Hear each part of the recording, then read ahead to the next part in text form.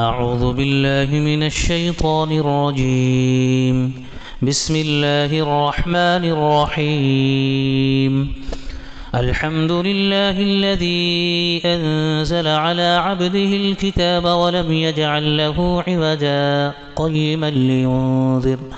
قيما لينذر بأسا شديدا من لدنه ويبشر المؤمنين الذين يعملون الصالحات أن لهم أجرا حسنا ماكثين فيه أبدا وينذر الذين قالوا اتخذ الله ولدا ما لهم به من علم ولا لآبائهم كبرت كلمة تخرج من أفواههم إن يقولون إلا كذبا فلعلك باخع نفسك على آثارهم إن لم يؤمنوا بهذا الحديث أسفا إنا جعلنا ما على الأرض زينة لها لنبلوهم أيهم أحسن عملا وإنا لجاعلون ما عليها صعيدا جرزا أم حسبت أن أصحاب الكهف والرقيم كانوا من آياتنا عجبا إذ أوى الفتية إلى الكهف فقالوا ربنا آتنا من لدنك رحمة وهيئ لنا من أمرنا رشدا فضربنا على آذانهم في الكهف سنين عددا ثم بعثناهم لنعلم أي الحزبين أحصى لما لبثوا أمدا نحن نقص عليك نبأهم بالحق إنهم فتية آمنوا بربهم وزدناهم هدى وربطنا على قلوبهم إذ قاموا فقالوا ربنا رب السماوات والأرض لن ندعو من دونه إلها لقد قلنا إذا شططا هؤلاء قومنا اتخذوا من دونه آلهة لولا يأتون عليهم بسلطان بين فمن أظلم ممن افترى على الله كذبا وإذ اعتزلتموهم وما يعبدون إلا الله فأبوا إلى الكهف ينشر لكم ربكم من رحمته ويهيئ لكم من أمركم مرفقا وترى الشمس إذا طلعت تزاور عن كهفهم ذات اليمين وإذا غربت تقرضهم ذات الشمال وهم في فجوة منه ذلك من آيات الله من يهد الله فهو المهتد ومن يضلل فلن تجد له وليا مرشدا وتحسبهم أيقاظا وهم رقود ونقلبهم ذات اليمين وذات الشمال وكلبهم باسط ذراعيه بالوصيد لو اطلعت عليهم لوليت منهم فرارا ولملئت منهم رعبا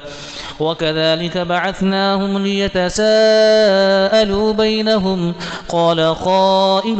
منهم كم لبثتم قالوا لبثنا يوما أو بعض يوم قالوا ربكم أعلم بما لبثتم فبعثوا أحدكم بورقكم هذه إلى المدينة فلينظر أيها أزكى طعاما فليأتكم برزق منه وليتلطف ولا يشعرن بكم أحدا إنهم إن يظهروا عليكم يرجموكم أو يعيدوكم في ملتهم ولن تفلحوا إذا أبدا وكذلك أعثرنا عليهم ليعلموا أن وعد الله حق وأن الساعة لا ريب فيها إذ يتنازعون بينهم أمرهم فقالوا ابنوا عليهم بنيانا ربهم أعلم بهم قال الذين غلبوا على أمرهم لنتخذن عليهم مسجدا سيقولون ثلاثة رابعهم كلبهم ويقولون خمسة سادسهم كلبهم رجما بالغيب ويقولون سبعة وثامنهم كلبهم قل ربي أعلم بعدتهم ما يعلمهم إلا قليل فلا تمار فيهم إلا مراء ظاهرا ولا تستفت فيهم منهم أحدا ولا تقولن لشيء إني فاعل ذلك غدا إلا أن يشاء الله واذكر ربك إذا نسيت وقل عسى أن يهديني ربي لأقرب من هذا رشدا ولبثوا في كهفهم 300 سنين وازدادوا 9 قل الله أعلم بما لبثوا له غيب السماوات والأرض أبصر به وأسمع ما لهم من دونه من ولي ولا يشرك في حكمه أحدا واتل ما أوحي إليك من كتاب ربك لا مبدل لكلماته ولن تجد من دونه ملتحدا واصبر نفسك مع الذين يدعون ربهم بالغداة والعشي يريدون وجهه ولا تعد عيناك عنهم تريد زينة الحياة الدنيا ولا تطع من أغفلنا قلبه عن ذكرنا واتبع هواه وكان أمره فرطا وقل الحق من ربكم فمن شاء فليؤمن ومن شاء فليكفر إنا أعتدنا للظالمين نارا أحاط بهم سرادقها وإن يستغيثوا يغاثوا بماء كالمهل يشفي الوجوه بئس الشراب وساءت مرتفقا إن الذين آمنوا وعملوا الصالحات إنا لا نضيع أجر من أحسن عملا أولئك لهم جنات عدن تجري من تحتهم الأنهار يحلون فيها من أساور من ذهب ويلبسون ثيابا خضرا من سندس واستبرق متكئين فيها على الأرائك نعم الثواب وحسنت مرتفقا واضرب لهم مثل الرجلين جعلنا لأحدهما جنتين من أعناب وحففناهما بنخل وجعلنا بينهما زرعا كلتا الجنتين آتت أكلها ولم تظلم منه شيئا وفجرنا خلالهما نهرا وكان له ثمر فقال لصاحبه وهو يحاوره أنا أكثر منك مالا وأعز نفرا ودخل جنته وهو ظالم لنفسه قال ما أظن أن تبيد هذه أبدا وما أظن الساعة قائمة ولئن رددت إلى ربي لأجدن خيرا منها منقلبا قال له صاحبه وهو يحاوره أكفرت بالذي خلقك من تراب ثم من نطفة ثم سواك رجلا لكن هو الله ربي ولا أشرك بربي أحدا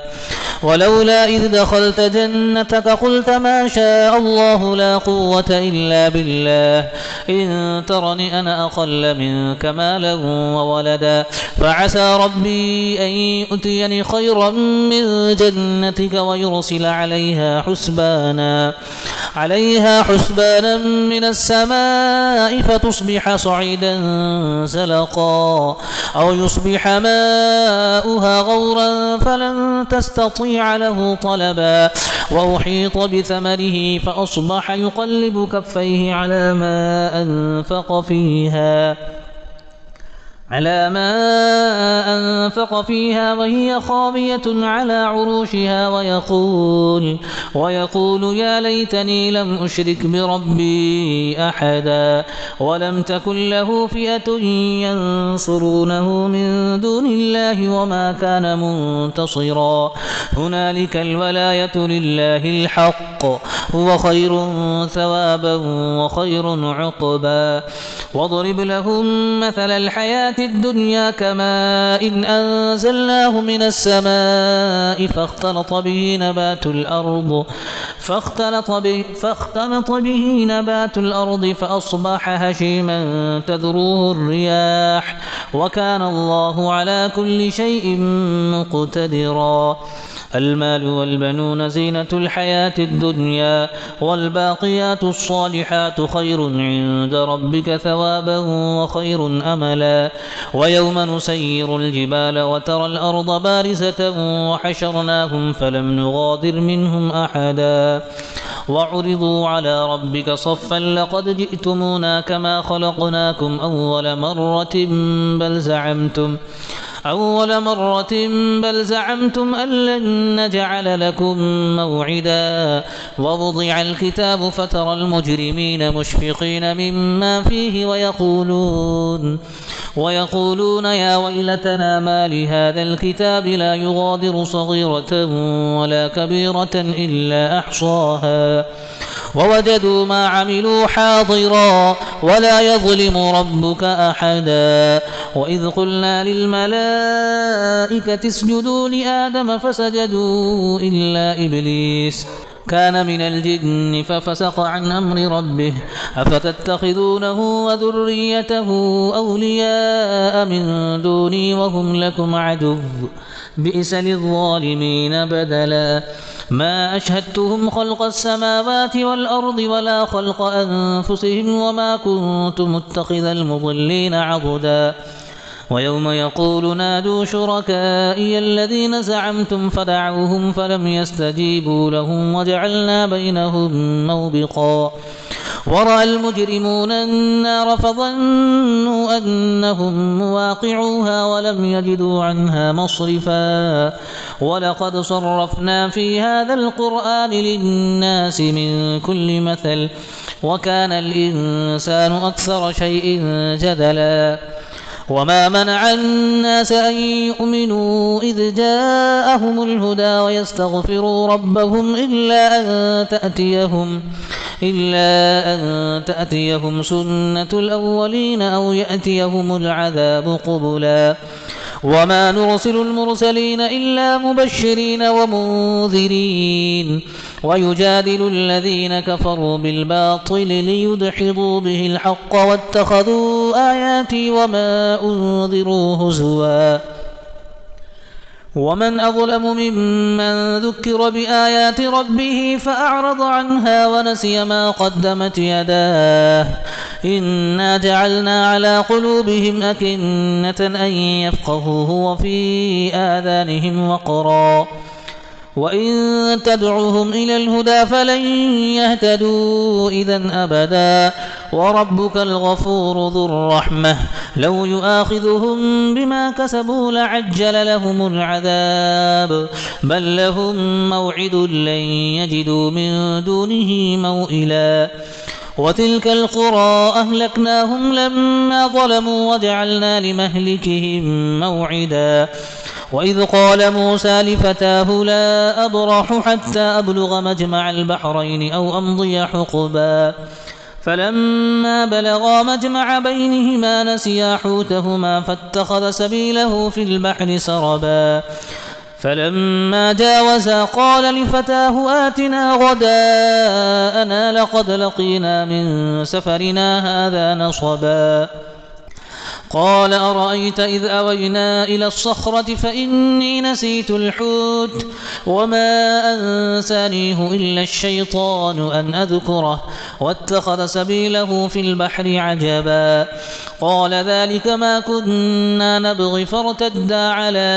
آثارهما قصصا فوجدا عبدا من عبادنا آتيناه رحمة من عندنا وعلمناه من لدنا علما قال له موسى هل أتبعك على أن تعلمني مما علمت رشدا قال إنك لن تستطيع معي صبرا وكيف تصبر على ما لم تحط به خبرا قال ستجدني إن شاء الله صابرا ولا أعصي لك أمرا قال فإن اتبعتني فلا تسألني عن شيء حتى أحدث لك منه ذكرا فانطلقا حتى إذا ركبا في السفينة خرقها قال أخرقتها لتغرق أهلها لقد جئت شيئا إمرا قال ألم أقل إنك لن تستطيع معي صبرا قال لا تؤاخذني بما نسيت ولا ترهقني من أمري عسرا فانطلقا حتى إذا لقيا غلاما فقتله قال أقتلت نفسا زكية بغير نفس لقد جئت شيئا نكرا قال ألم أقل لك إنك لن تستطيع معي صبرا قال إن سألتك عن شيء بعدها فلا تصاحبني قد بلغت من لدني عذرا فانطلقا حتى إذا أتيا أهل قرية استطعما أهلها فأبوا أن يضيفوهما فوجدا فيها جدارا يريد أن ينقض فأقامه قال لو شئت لاتخذت عليه أجرا قال هذا فراق بيني وبينك سأنبئك بتأويل ما لم تستطع عليه صبرا أما السفينة فكانت لمساكين يعملون في البحر فأردت أن أعيبها وكان وراءهم ملك يأخذ كل سفينة غصبا وأما الغلام فكان أبواه مؤمنين فخشينا أن يرهقهما طغيانا وكفرا فأردنا أن يبدلهما ربهما خيرا منه زكاة وأقرب رحما وأما الجدار فكان لغلامين يتيمين في المدينة وكان تحته كنز لهما وكان أبوهما صالحا فأراد ربك أن يبلغا أشدهما ويستخرجا كنزهما رحمة من ربك وما فعلته عن أمري ذلك تأويل ما لم تسطع عليه صبرا ويسألونك عن ذي القرنين قل سأتلو عليكم منه ذكرا إنا مكنا له في الأرض وآتيناه من كل شيء سببا فأتبع سببا حتى إذا بلغ مغرب الشمس وجدها تغرب في عين حمئة ووجد عندها قوما قلنا يا ذا القرنين إما أن تعذب وإما أن تتخذ فيهم حسنا قال أما من ظلم فسوف نعذبه ثم يرد إلى ربه فيعذبه عذابا نكرا وأما من آمن وعمل صالحا فله جزاء الحسنى وسنقول له من أمرنا يسرا ثم أتبع سببا حتى إذا بلغ مطلع الشمس وجدها تطلع على قوم لم نجعل لهم من دونها سترا كذلك وقد أحطنا بما لديه خبرا ثم أتبع سببا حتى إذا بلغ بين السدين وجد من دونهما قوما لا يكادون يفقهون قولا قالوا يا ذا القرنين إن يأجوج ومأجوج مفسدون في الأرض فهل نجعل لك خرجا على أن تجعل بيننا وبينهم سدا قال ما مكنني فيه ربي خير فأعينوني بقوة أجعل بينكم وبينهم ردما آتوني زبر الحديد حتى إذا ساوى بين الصدفين قال انفخوا حتى إذا جعله نارا قال آتوني أفرغ عليه قطرا فما استطاعوا أن يظهروه وما استطاعوا له نقبا قال هذا رحمة من ربي فإذا جاء وعد ربي جعله دكاء وكان وعد ربي حقا وتركنا بعضهم يومئذ يموج في بعض ونفخ في الصور فجمعناهم جمعا وعرضنا جهنم يومئذ للكافرين عرضا الذين كانت أعينهم في غطاء عن ذكري وكانوا لا يستطيعون سمعا أفحسب الذين كفروا أن يتخذوا عبادي من دوني أولياء إنا أعتدنا جهنم للكافرين نزلا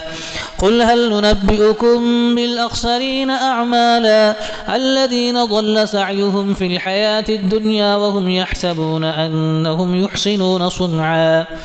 أولئك الذين كفروا بآيات ربهم ولقائه فحبطت أعمالهم فلا نقيم لهم يوم القيامة وزنا ذلك جزاؤهم جهنم بما كفروا واتخذوا آياتي ورسلي هزوا إن الذين آمنوا وعملوا الصالحات كانت لهم جنات الفردوس نزلا خالدين فيها لا يبغون عنها حبلا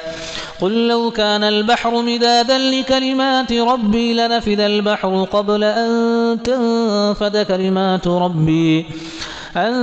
تنفد كلمات ربي ولو جئنا بمثله مددا قل إنما أنا بشر مثلكم يوحى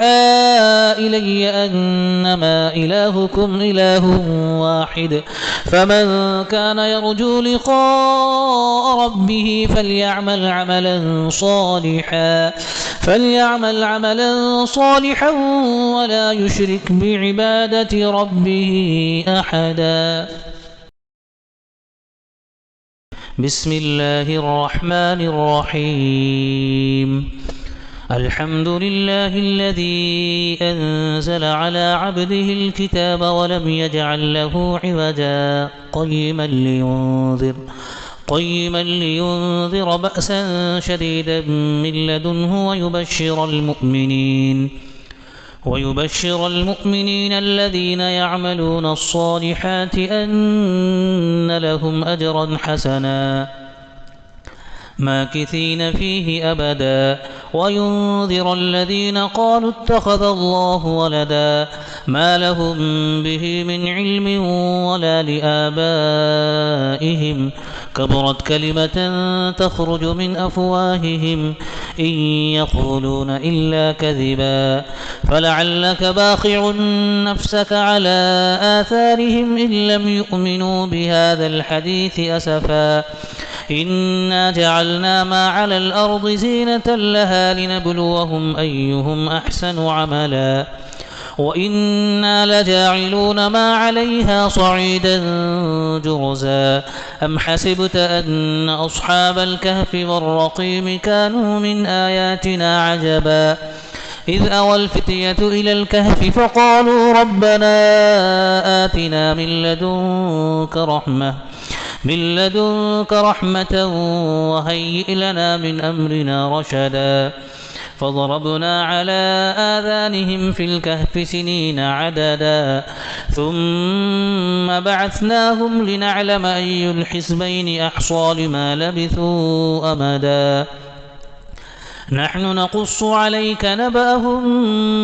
بالحق إنهم فتية آمنوا بربهم وزدناهم هدى وربطنا على قلوبهم إذ قاموا فقالوا ربنا رب السماوات والأرض لن ندعو من دونه إلها لقد قلنا إذا شططا هؤلاء قوم اتخذوا من دونه آلهة لولا يأتون عليهم بسلطان بين فمن أظلم ممن افترى على الله كذبا وإذ اعتزلتموهم وما يعبدون إلا الله فأبوا إلى الكهف ينشر لكم ربكم من رحمته ويهيئ لكم من أمركم مرفقا وترى الشمس إذا طلعت تزاور عن كهفهم ذات اليمين وإذا غربت تقرضهم ذات الشمال وهم في فجوة منه ذلك من آيات الله من يهد الله فهو المهتد ومن يضلل فلن تجد له وليا مرشدا وتحسبهم أيقاظا وهم رقود ونقلبهم ذات اليمين وذات الشمال وكلبهم باسط ذراعيه بالوصيد لو اطلعت عليهم لوليت منهم فرارا ولملئت منهم رعبا وكذلك بعثناهم ليتساءلوا بينهم قال قائل منهم كم لبثتم قالوا لبثنا يوما أو بعض يوم قالوا ربكم أعلم بما لبثتم فبعثوا أحدكم بورقكم هذه إلى المدينة فلينظر أيها أزكى طعاما فليأتكم برزق منه وليتلطف ولا يشعرن بكم أحدا إنهم إن يظهروا عليكم يرجموكم أو يعيدوكم في ملتهم ولن تفلحوا إذا أبدا وكذلك أعثرنا عليهم ليعلموا أن وعد الله حق وأن الساعة لا ريب فيها إذ يتنازعون بينهم أمرهم فقالوا ابنوا عليهم بنيانا ربهم أعلم بهم قال الذين غلبوا على أمرهم لنتخذن عليهم مسجدا سيقولون ثلاثة رابعهم كلبهم ويقولون خمسة سادسهم كلبهم رجما بالغيب ويقولون سبعة وثامنهم كلبهم قل ربي أعلم بعدتهم ما يعلمهم إلا قليل فلا تمار فيهم إلا مراء ظاهرا ولا تستفت فيهم منهم أحدا ولا تقولن لشيء إني فاعل ذلك غدا إلا أن يشاء الله واذكر ربك إذا نسيت وقل عسى أن يهديني ربي لأقرب من هذا رشدا ولبثوا في كهفهم 300 سنين وازدادوا 9 قل الله أعلم بما لبثوا له غيب السماوات والأرض أبصر به وأسمع ما لهم من دونه من ولي ولا يشرك في حكمه أحدا واتل ما أوحي إليك من كتاب ربك لا مبدل لكلماته ولن تجد من دونه ملتحدا واصبر نفسك مع الذين يدعون ربهم بالغداة والعشي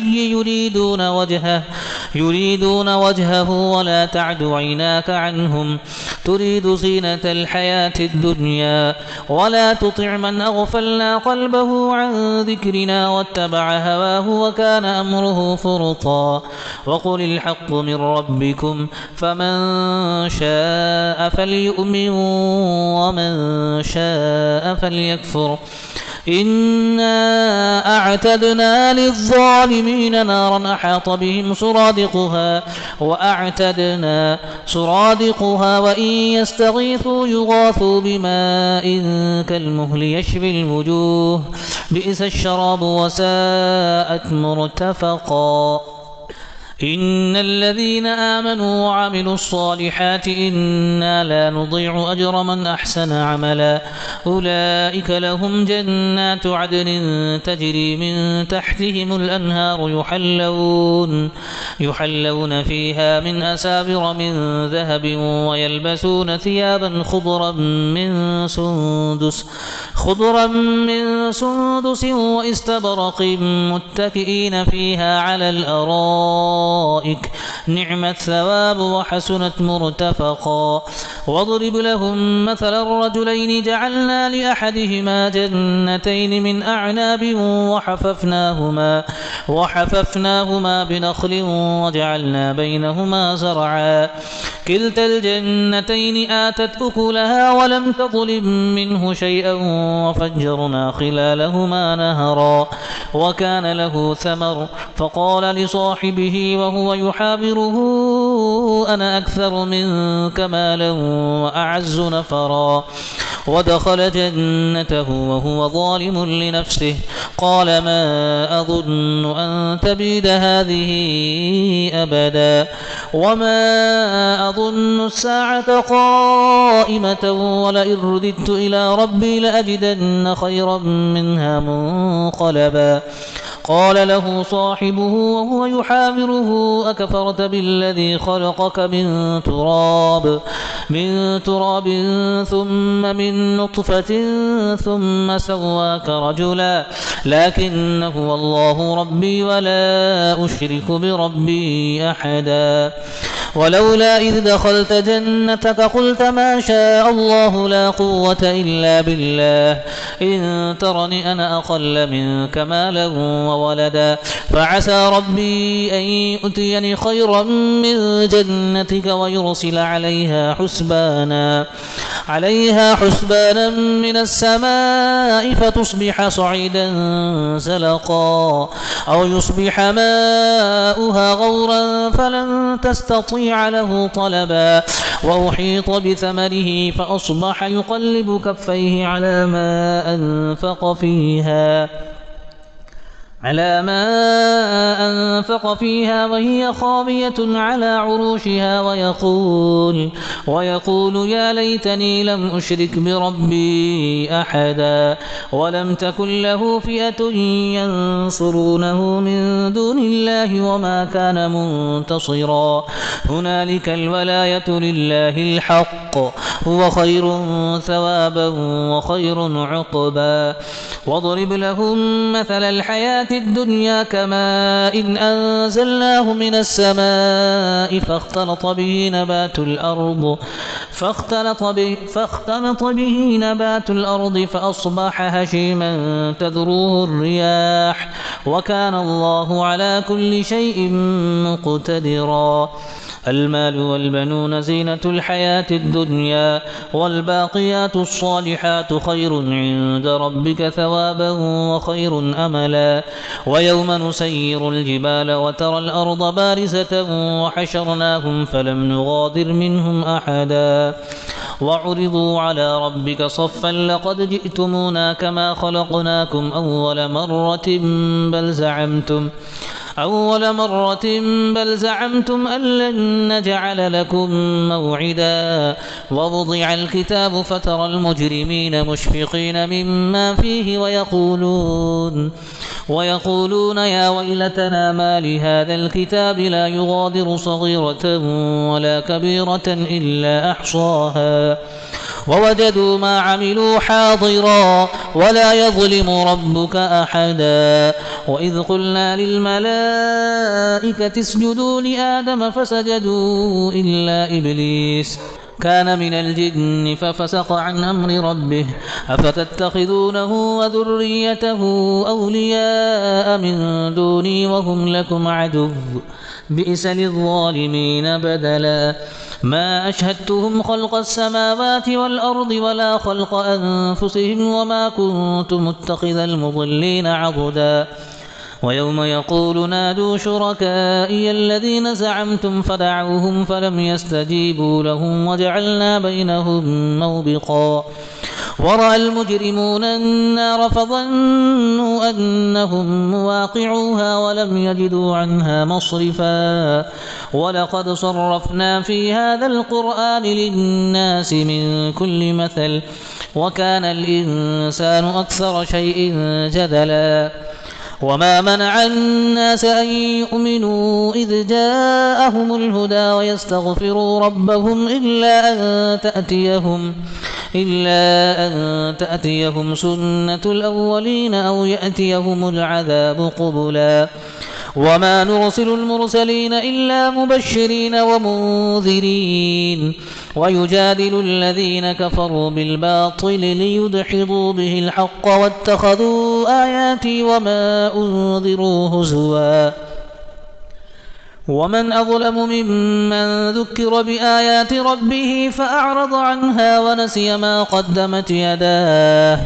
إنا جعلنا على قلوبهم أكنة أن يفقهوه وفي آذانهم وقرا وإن تدعوهم إلى الهدى فلن يهتدوا إذن أبدا وربك الغفور ذو الرحمة لو يؤاخذهم بما كسبوا لعجل لهم العذاب بل لهم موعد لن يجدوا من دونه موئلا وتلك القرى أهلكناهم لما ظلموا وجعلنا لمهلكهم موعدا وإذ قال موسى لفتاه لا أبرح حتى أبلغ مجمع البحرين أو أمضي حقبا فلما بلغا مجمع بينهما نسيا حوتهما فاتخذ سبيله في البحر سربا فلما جاوزا قال لفتاه آتنا غداءنا لقد لقينا من سفرنا هذا نصبا قال أرأيت إذ أوينا إلى الصخرة فإني نسيت الحوت وما أنسانيه إلا الشيطان أن أذكره واتخذ سبيله في البحر عجبا قال ذلك ما كنا نبغي فارتدا على آثارهما قصصا فوجدا عبدا من عبادنا آتيناه رحمة من عندنا وعلمناه من لدنا علما قال له موسى هل أتبعك على أن تعلمني مما علمت رشدا قال إنك لن تستطيع معي صبرا وكيف تصبر على ما لم تحط به خبرا قال ستجدني إن شاء الله صابرا ولا أعصي لك أمرا قال فإن اتبعتني فلا تسألني عن شيء حتى أحدث لك منه ذكرا فانطلقا حتى إذا ركبا في السفينة خرقها قال أخرقتها لتغرق أهلها لقد جئت شيئا إمرا قال ألم أقل إنك لن تستطيع معي صبرا قال لا تؤاخذني بما نسيت ولا ترهقني من أمري عسرا فانطلقا حتى إذا لقيا غلاما فقتله قال أقتلت نفسا زكية بغير نفس لقد جئت شيئا نكرا قال ألم أقل لك إنك لن تستطيع معي صبرا قال إن سألتك عن شيء بعدها فلا تصاحبني قد بلغت من لدني عذرا فانطلقا حتى إذا أتيا أهل قرية استطعما أهلها فأبوا أن يضيفوهما فوجدا فيها جدارا يريد أن ينقض فأقامه قال لو شئت لاتخذت عليه أجرا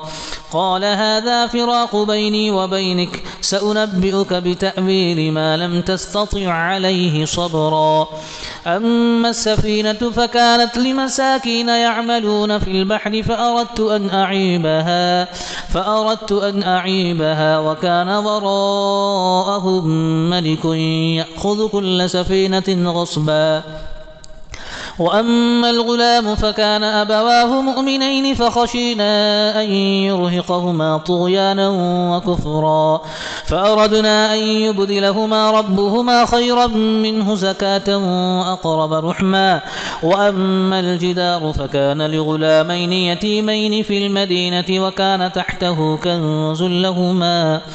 تحته كنز لهما وكان أبوهما صالحا فأراد ربك أن يبلغا أشدهما ويستخرجا كنزهما رحمة من ربك وما فعلته عن أمري ذلك تأويل ما لم تسطع عليه صبرا ويسألونك عن ذي القرنين قل سأتلو عليكم منه ذكرا إنا مكنا له في الأرض وآتيناه من كل شيء سببا فأتبع سببا حتى إذا بلغ مغرب الشمس وجدها تغرب في عين حمئة ووجد عندها قوما قلنا يا ذا القرنين إما أن تعذب وإما أن تتخذ فيهم حسنا قال أما من ظلم فسوف نعذبه ثم يرد إلى ربه فيعذبه عذابا نكرا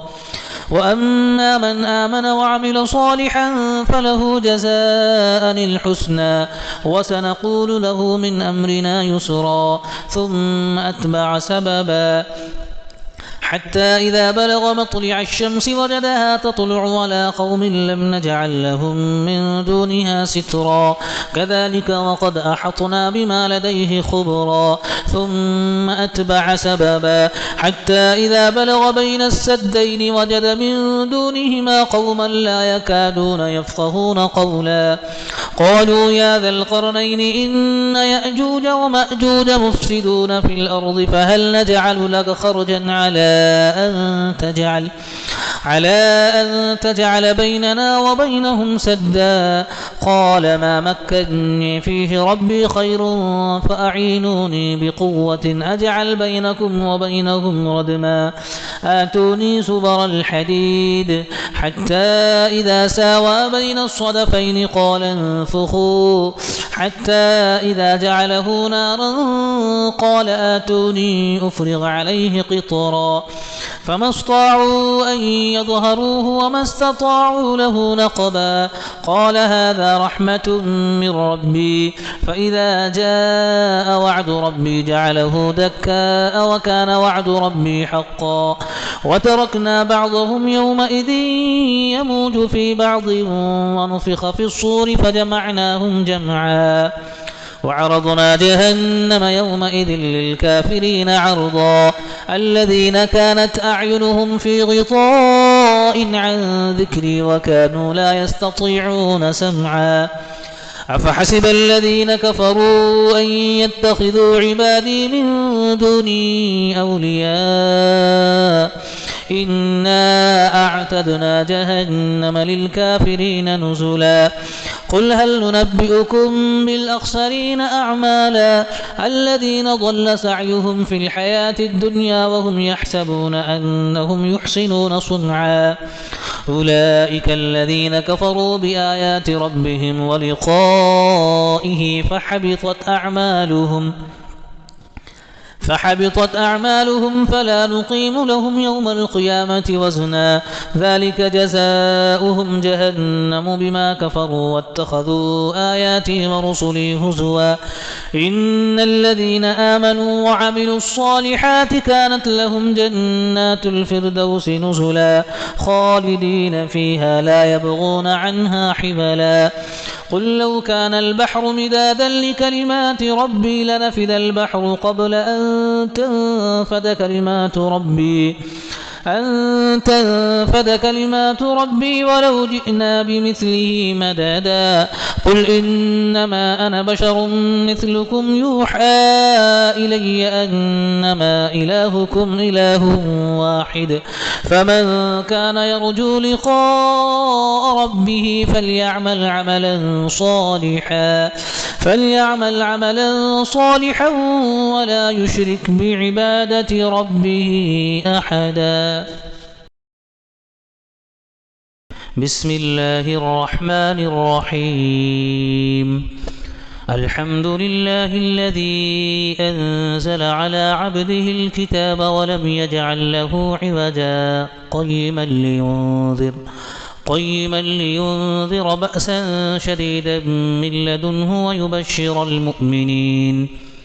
ويبشر المؤمنين الذين يعملون الصالحات أن لهم أجرا حسنا ماكثين فيه أبدا وينذر الذين قالوا اتخذ الله ولدا ما لهم به من علم ولا لآبائهم كبرت كلمة تخرج من أفواههم إن يقولون إلا كذبا فلعلك باخع نفسك على آثارهم إن لم يؤمنوا بهذا الحديث أسفا إنا جعلنا ما على الأرض زينة لها لنبلوهم أيهم أحسن عملا وإنا لجاعلون ما عليها صعيدا جرزا أم حسبت أن أصحاب الكهف والرقيم كانوا من آياتنا عجبا إذ أوى الفتية إلى الكهف فقالوا ربنا آتنا من لدنك رحمة وهيئ لنا من أمرنا رشدا فضربنا على آذانهم في الكهف سنين عددا ثم بعثناهم لنعلم أي الحزبين أحصى لما لبثوا أمدا نحن نقص عليك نبأهم بالحق إنهم فتية آمنوا بربهم وزدناهم هدى وربطنا على قلوبهم إذ قاموا فقالوا ربنا رب السماوات والأرض لن ندعو من دونه إلها لقد قلنا إذا شططا هؤلاء قوم اتخذوا من دونه آلهة لولا يأتون عليهم بسلطان بين فمن أظلم ممن افترى على الله كذبا وإذ اعتزلتموهم وما يعبدون إلا الله فأبوا إلى الكهف ينشر لكم ربكم من رحمته ويهيئ لكم من أمركم مرفقا وترى الشمس إذا طلعت تزاور عن كهفهم ذات اليمين وإذا غربت تقرضهم ذات الشمال وهم في فجوة منه ذلك من آيات الله من يهد الله فهو المهتد ومن يضلل فلن تجد له وليا مرشدا وتحسبهم أيقاظا وهم رقود ونقلبهم ذات اليمين وذات الشمال وكلبهم باسط ذراعيه بالوصيد لو اطلعت عليهم لوليت منهم فرارا ولملئت منهم رعبا وكذلك بعثناهم ليتساءلوا بينهم قال قائل منهم كم لبثتم قالوا لبثنا يوما أو بعض يوم قالوا ربكم أعلم بما لبثتم فبعثوا أحدكم بورقكم هذه إلى المدينة فلينظر أيها أزكى طعاما فليأتكم برزق منه وليتلطف ولا يشعرن بكم أحدا إنهم إن يظهروا عليكم يرجموكم أو يعيدوكم في ملتهم ولن تفلحوا إذا أبدا وكذلك أعثرنا عليهم ليعلموا أن وعد الله حق وأن الساعة لا ريب فيها إذ يتنازعون بينهم أمرهم فقالوا ابنوا عليهم بنيانا ربهم أعلم بهم قال الذين غلبوا على أمرهم لنتخذن عليهم مسجدا سيقولون ثلاثة رابعهم كلبهم ويقولون خمسة سادسهم كلبهم رجما بالغيب ويقولون سبعة وثامنهم كلبهم قل ربي أعلم بعدتهم ما يعلمهم إلا قليل فلا تمار فيهم إلا مراء ظاهرا ولا تستفت فيهم منهم أحدا ولا تقولن لشيء إني فاعل ذلك غدا إلا أن يشاء الله واذكر ربك إذا نسيت وقل عسى أن يهديني ربي لأقرب من هذا رشدا ولبثوا في كهفهم 300 سنين وازدادوا 9 قل الله أعلم بما لبثوا له غيب السماوات والأرض أبصر به وأسمع ما لهم من دونه من ولي ولا يشرك في حكمه أحدا واتل ما أوحي إليك من كتاب ربك لا مبدل لكلماته ولن تجد من دونه ملتحدا واصبر نفسك مع الذين يدعون ربهم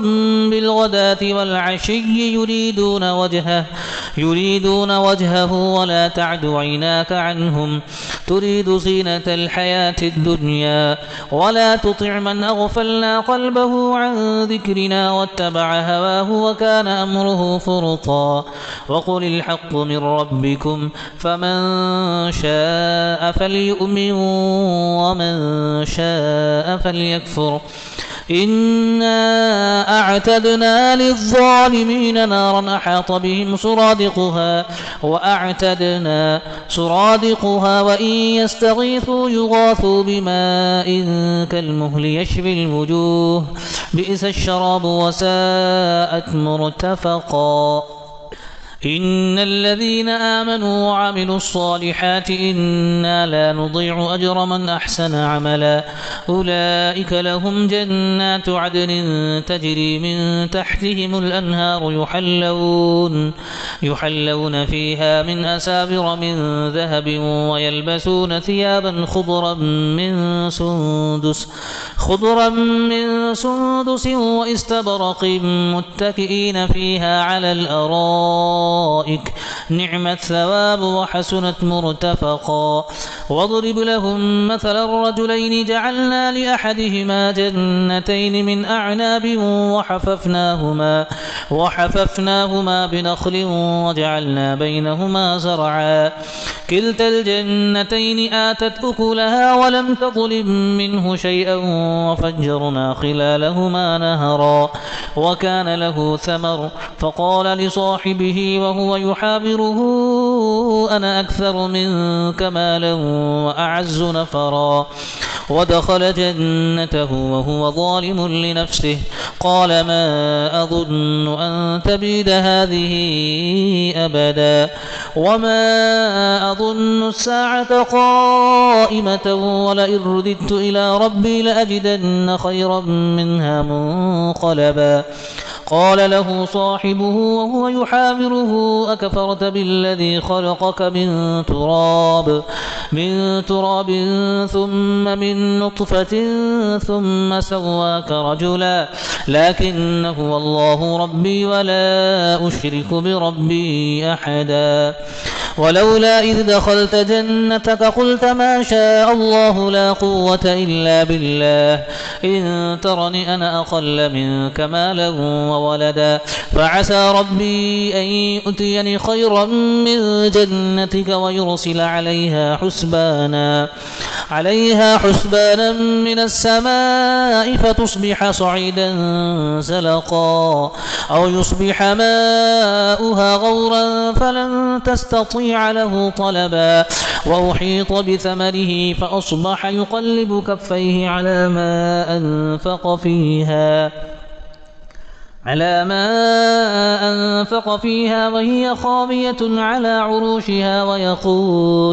ويقول يا ليتني لم أشرك بربي أحدا ولم تكن له فئة ينصرونه من دون الله وما كان منتصرا هنالك الولاية لله الحق هو خير ثوابا وخير عقبا واضرب لهم مثل الحياة الدنيا كماء إن أنزلناه من السماء فاختلط به نبات الأرض فأصبح هشيما تذروه الرياح وكان الله على كل شيء مقتدرا المال والبنون زينة الحياة الدنيا والباقيات الصالحات خير عند ربك ثوابا وخير أملا ويوم نسير الجبال وترى الأرض بارزة وحشرناهم فلم نغادر منهم أحدا وعرضوا على ربك صفا لقد جئتمونا كما خلقناكم أول مرة بل زعمتم أن لن نجعل لكم موعدا ووضع الكتاب فترى المجرمين مشفقين مما فيه ويقولون يا ويلتنا ما لهذا الكتاب لا يغادر صغيرة ولا كبيرة إلا أحصاها ووجدوا ما عملوا حاضرا ولا يظلم ربك أحدا وإذ قلنا للملائكة اسجدوا لآدم فسجدوا إلا إبليس كان من الجن ففسق عن أمر ربه أفتتخذونه وذريته أولياء من دوني وهم لكم عدو بئس للظالمين بدلا ما أشهدتهم خلق السماوات والأرض ولا خلق أنفسهم وما كنت متخذ المضلين عضدا ويوم يقول نادوا شركائي الذين زعمتم فدعوهم فلم يستجيبوا لهم وجعلنا بينهم موبقا ورأى المجرمون النار فظنوا أنهم مواقعوها ولم يجدوا عنها مصرفا ولقد صرفنا في هذا القرآن للناس من كل مثل وكان الإنسان أكثر شيء جدلا وما منع الناس أن يؤمنوا إذ جاءهم الهدى ويستغفروا ربهم إلا أن تأتيهم سنة الأولين أو يأتيهم العذاب قبلا وما نرسل المرسلين إلا مبشرين ومنذرين ويجادل الذين كفروا بالباطل ليدحضوا به الحق واتخذوا آياتي وما أنذروا هزوا ومن أظلم ممن ذكر بآيات ربه فأعرض عنها ونسي ما قدمت يداه إنا جعلنا على قلوبهم أكنة أن يفقهوه وفي آذانهم وقرا وإن تدعوهم إلى الهدى فلن يهتدوا إذا أبدا وربك الغفور ذو الرحمة لو يؤاخذهم بما كسبوا لعجل لهم العذاب بل لهم موعد لن يجدوا من دونه موئلا وتلك القرى أهلكناهم لما ظلموا وجعلنا لمهلكهم موعدا وإذ قال موسى لفتاه لا أبرح حتى أبلغ مجمع البحرين أو أمضي حقبا فلما بلغا مجمع بينهما نسيا حوتهما فاتخذ سبيله في البحر سربا فلما جاوزا قال لفتاه آتنا غداءنا لقد لقينا من سفرنا هذا نصبا قال أرأيت إذ أوينا إلى الصخرة فإني نسيت الحوت وما أنسانيه إلا الشيطان أن أذكره واتخذ سبيله في البحر عجبا قال ذلك ما كنا نبغي فارتدا على آثارهما قصصا فوجدا عبدا من عبادنا آتيناه رحمة من عندنا وعلمناه من لدنا علما قال له موسى هل أتبعك على أن تعلمني مما علمت رشدا قال إنك لن تستطيع معي صبرا وكيف تصبر على ما لم تحط به خبرا قال ستجدني إن شاء الله صابرا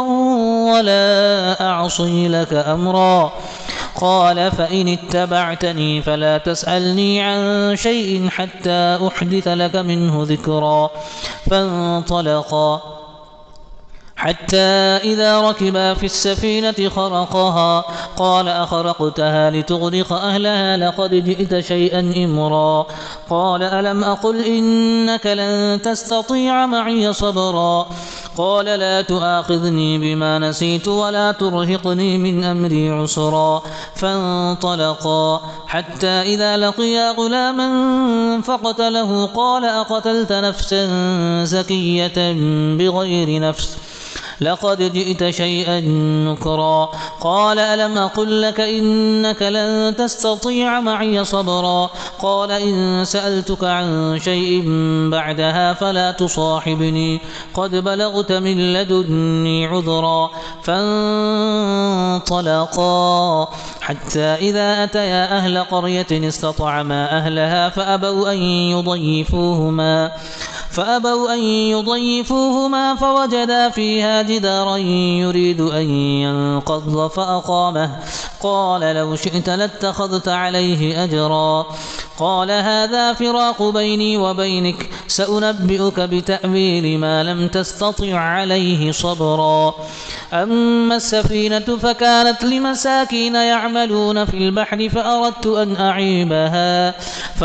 أن أعيبها وكان وراءهم ملك يأخذ كل سفينة غصبا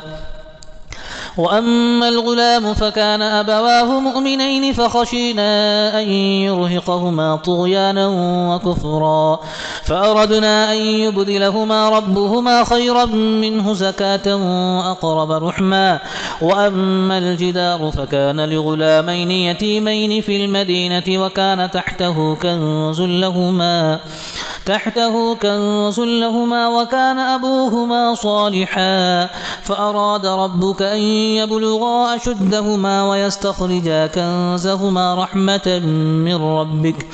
وما فعلته عن أمري ذلك تأويل ما لم تسطع عليه صبرا ويسألونك عن ذي القرنين قل سأتلو عليكم منه ذكرا إنا مكنا له في الأرض وآتيناه من كل شيء سببا فأتبع سببا حتى إذا بلغ مغرب الشمس وجدها تغرب في عين حمئة ووجد عندها قوما قلنا يا ذا القرنين إما أن تعذب وإما أن تتخذ فيهم حسنا قال أما من ظلم فسوف نعذبه ثم يرد إلى ربه فيعذبه عذابا نكرا وأما من آمن وعمل صالحا فله جزاء الحسنى وسنقول له من أمرنا يسرا ثم أتبع سببا حتى إذا بلغ مطلع الشمس وجدها تطلع على قوم لم نجعل لهم من دونها سترا كذلك وقد أحطنا بما لديه خبرا ثم أتبع سببا حتى إذا بلغ بين السدين وجد من دونهما قوما لا يكادون يفقهون قولا قالوا يا ذا القرنين إن يأجوج ومأجوج مفسدون في الأرض فهل نجعل لك خرجا على أن تجعل بيننا وبينهم سدا قال ما مكنني فيه ربي خير فأعينوني بقوة أجعل بينكم وبينهم ردما آتوني زبر الحديد حتى إذا ساوى بين الصدفين قال انفخوا حتى إذا جعله نارا قال آتوني أفرغ عليه قطرا فما استطاعوا أن يظهروه وما استطاعوا له نقبا قال هذا رحمة من ربي فإذا جاء وعد ربي جعله دكاء وكان وعد ربي حقا وتركنا بعضهم يومئذ يموج في بعض ونفخ في الصور فجمعناهم جمعا وعرضنا جهنم يومئذ للكافرين عرضا الذين كانت أعينهم في غطاء عن ذكري وكانوا لا يستطيعون سمعا أفحسب الذين كفروا أن يتخذوا عبادي من دوني أولياء إنا أعتدنا جهنم للكافرين نزلا قل هل ننبئكم بالأخسرين أعمالا الذين ضل سعيهم في الحياة الدنيا وهم يحسبون أنهم يحسنون صنعا أولئك الذين كفروا بآيات ربهم ولقائه فحبطت أعمالهم فلا نقيم لهم يوم القيامة وزنا ذلك جزاؤهم جهنم بما كفروا واتخذوا آياتي ورسلي هزوا إن الذين آمنوا وعملوا الصالحات كانت لهم جنات الفردوس نزلا خالدين فيها لا يبغون عنها حبلا قل لو كان البحر مدادا لكلمات ربي لنفد البحر قبل أن تنفد كلمات ربي ولو جئنا بمثله مددا قل إنما أنا بشر مثلكم يوحى إلي أنما إلهكم إله واحد فمن كان يرجو لقاء ربه فليعمل عملا صالحا ولا يشرك بعبادة ربه أحدا